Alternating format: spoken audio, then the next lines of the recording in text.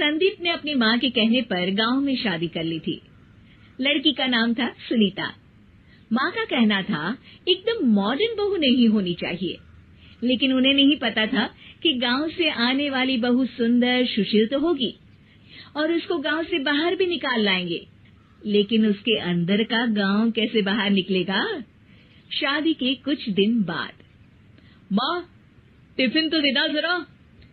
बेटा अब तो स्कूल नहीं ऑफिस जाता है, माँ से नहीं अपनी बीवी से टिफिन मांगा कर। ओके माँ। सुनीता टिफिन ले आओ।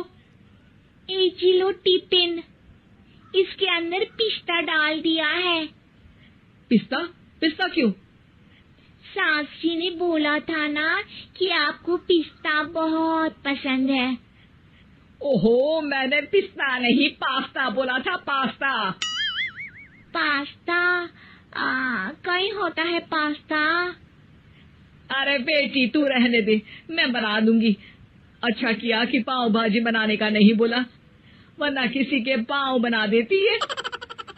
सुनीता को बुरा लगता है, लेकिन उसकी नादान हरकतें कम नहीं होती।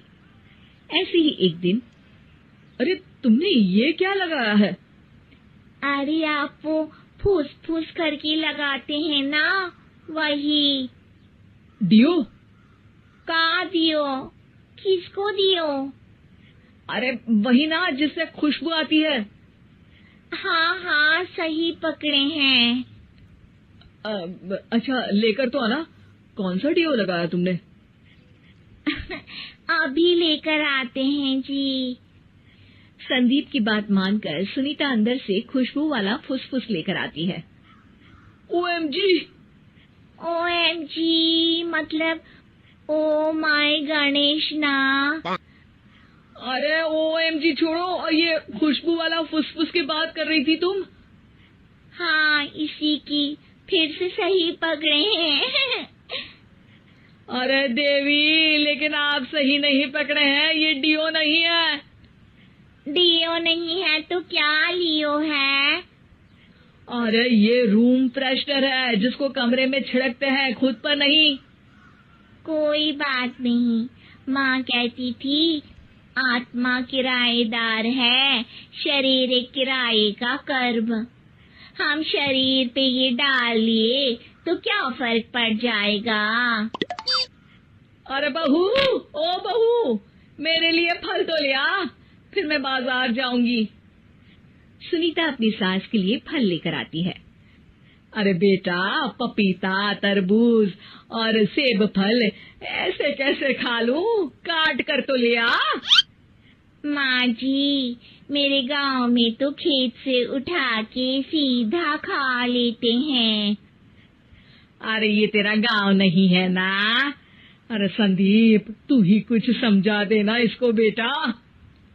मैं कैसे समझाऊं माँ, ये तो माइक्रोवेव को भी भट्टी बोलती है। कल मैंने बोला हाय कैसी हो, तो बोलती है किसी को हाय नहीं लगानी चाहिए। अरे सुनीता, तेरा क्या होगा? अभी तो कैसे बताऊं माँ जी, अभी हम कुछ करेंगे फिर पता चलेगा क्या होगा, लड़का या लड़की। हे भगवान, कहाँ से आ गई है? रामपुर से जी, आप ही तो लेकर आए थे मुझे। अरे मुझे माफ कर दो। पहले कोई गलती तो करिए जी, आपकी तो सारी गलती माफ कर देंगे हम। हाँ अरे बहू, मेरी बात सुन। फल यानी कि फ्रूट जब भी लाए ना तो काट कर लाना, ठीक है? जी ठीक है माँ जी, फल यानी फ्रूट यानी काट के लाऊंगी। सुनीता रोज ही कोई ऐसी हरकत कर देती जिसकी वजह से उसे घर में दो बातें सुननी पड़ती। एक दिन, माँ मेरे बॉस घर पर आने वाले हैं शाम को, उनका बर्थडे है, फैमिली साथ नहीं रहती उनके, तो यही पार्टी कर लेंगे। उनको अच्छा लगा तो शायद मेरा प्रमोशन भी हो जाएगा। मैं ना फ्रूट केक लाकर फ्रिज में रख दूंगी और तेरे साथ आज खाना मैं बनाऊंगी, ताकि जब साहब आए तो खाने में कोई गड़बड़ ना हो। शाम को जब सारी तैयारियां हो जाती है, संदीप के साथ बड़े साहब भी घर आते हैं। फ्रूट केक तो ले आना बहू, फिर खाना खाएंगे। अरे इस सब की क्या जरूरत थी, आपने बुलाया वही काफी है। सर, आपका परिवार शहर में नहीं है तो हम ही आपके परिवार जैसे हैं सर। इतने में ही सुनीता फ्रूट केक लेकर आती है और बड़े साहब की टेबल पर रख देती है, और जैसे ही केक के ऊपर का बॉक्स हटाती है, ओह, ये क्या है? केक तो कटा हुआ है, मैं तो ऐसा नहीं लाई थी। आप मुझे शाबाशी दे सकती है माँ जी, मैंने ही केक काट दिया। आपने कहा था ना, फल यानी फ्रूट यानी हमेशा काट के लाना, तो फ्रूट केक भी तो फ्रूट ही है ना, तो मैंने पहले ही काट लिया। हूँ ना मैं समझदार। अरे बहू, ये क्या किया? केक हमेशा वही काटता है जिसका जन्मदिन होता है। तुझे एक बात भी समझ नहीं आती, एक नंबर की बेवकूफ है। पूरा माहौल बिगड़ चुका था। संदीप को लगने लगा था कि साहब उसे प्रमोशन तो दूर की बात है, कहीं डिमोशन ना दे दे, लेकिन साहब बीच में ही बोल पड़ते हैं। अरे कोई बात नहीं, ये इनकी बेवकूफी नहीं है, इनका भोलापन है। बेटा आप कहाँ से हो? रामपुर गांव से। अरे वाह, गांव से? फिर तो आपके गांव में ताजे फल और सब्जियां मिलते होंगे। हाँ, सही पकड़े हैं। हम तो काटते भी नहीं, सीधा खा लेते हैं।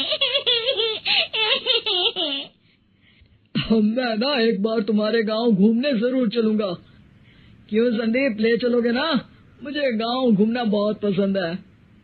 बस फिर क्या था, संदीप और सास दोनों खुश हो गए, क्योंकि साहब को सुनीता ने गांव की बात करके खुश कर दिया था। अब संदीप का प्रमोशन पक्का था। शिक्षा, कभी भी किसी भी गलती पर घबराना नहीं चाहिए। हो सकता है कि उस गलती की वजह से आगे बड़ा फायदा हो जाए।